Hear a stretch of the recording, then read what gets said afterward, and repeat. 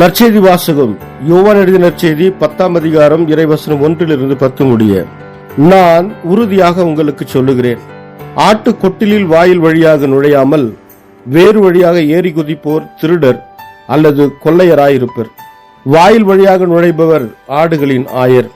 அவருக்கே காவலர் வாயிலை திறந்து விடுவார். ஆடுகளும் அவரது குரலுக்கு செவிசாய்க்கும். அவர் தம்முடைய சொந்த ஆடுகளை பெயர் சொல்லி கூப்பிட்டு வெளியே கூட்டிச் செல்வார். தம்முடைய சொந்த ஆடுகள் அனைத்தையும் வெளியே ஓட்டி வந்த பின் அவர் அவற்றிற்கு முன் செல்வார்.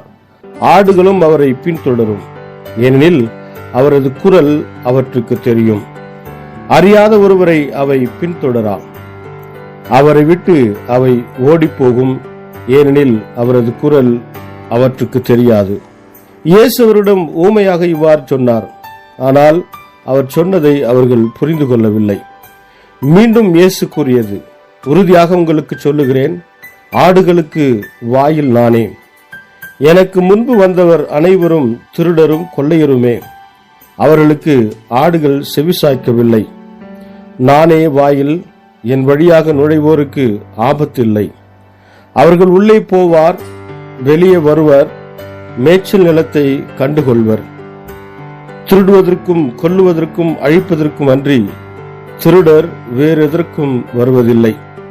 ஆனால் நான் ஆடுகள் வாழ்வை பெறும் பொருட்டு, அதுவும் நிறைவாக பெறும் பொருட்டு வந்துள்ளேன். கிறிஸ்து வழங்கும் நற்செய்தி. கிறிஸ்துவே உமக்கு புகழ். ಯೋಹಾನ ಅಧ್ಯಾಯ 10 ವಚನ 1-10. ಯೇಸು, ನಾನು ನಿಮಗೆ ಸತ್ಯವನ್ನು ಹೇಳುತ್ತೇನೆ, ಒಬ್ಬನು ಕುರಿ ಹಟ್ಟಿಯೊಳಕ್ಕೆ ಪ್ರವೇಶಿಸುವಾಗ ಬಾಗಿಲಿನ ಮೂಲಕ ಪ್ರವೇಶಿಸಬೇಕು. ಮತ್ತೆಲ್ಲಿಂದಾದರೂ ಹತ್ತಿ ಬರುವವನು ಸುಲಿಗೆಗಾರನಾಗಿದ್ದಾನೆ, ಕುರಿಗಳನ್ನು ಕದ್ದುಕೊಳ್ಳಲು ಪ್ರಯತ್ನಿಸುವವನಾಗಿದ್ದಾನೆ. ಆದರೆ ಕುರುಬನು ಬಾಗಿಲ ಮೂಲಕ ಪ್ರವೇಶಿಸುತ್ತಾನೆ. ಕಾವಲುಗಾರನು ಕುರುಬನಿಗೆ ಬಾಗಿಲನ್ನು ತೆರೆಯುತ್ತಾನೆ. ಕುರಿಗಳು ಅವನ ಸ್ವರಕ್ಕೆ ಕಿವಿಗೊಡುತ್ತವೆ. ಕುರುಬನು ತನ್ನ ಸ್ವಂತ ಕುರಿಗಳನ್ನು ಹೆಸರು ಹಿಡಿದು ಕರೆದು ಹೊರಗೆ ಬಿಡುತ್ತಾನೆ. ಆ ಬಳಿಕ ಅವುಗಳ ಮುಂದೆ ಹೋಗುತ್ತಾ ಅವುಗಳಿಗೆ ಮಾರ್ಗದರ್ಶನ ಮಾಡುತ್ತಾನೆ. ಕುರಿಗಳು ಅವನನ್ನು ಹಿಂಬಾಲಿಸುತ್ತವೆ, ಏಕೆಂದರೆ ಅವು ಅವನ ಸ್ವರವನ್ನು ತಿಳಿದಿವೆ. ಆದರೆ ಕುರಿಗಳು ತಮಗೆ ಗೊತ್ತಿಲ್ಲದ ವ್ಯಕ್ತಿಯನ್ನು ಎಂದಿಗೂ ಹಿಂಬಾಲಿಸುವುದಿಲ್ಲ. ಅವುಗಳು ಆ ವ್ಯಕ್ತಿಯ ಬಳಿಯಿಂದ ಓಡಿ ಹೋಗುತ್ತವೆ, ಏಕೆಂದರೆ ಅವುಗಳು ಅವನ ಸ್ವರವನ್ನು ತಿಳಿದಿಲ್ಲ ಎಂದು ಹೇಳಿದನು. ಯೇಸು ಹೇಳಿದ ಈ ಸಾಮ್ಯದ ಅರ್ಥವನ್ನು ಜನರು ಗ್ರಹಿಸಿಕೊಳ್ಳಲಿಲ್ಲ.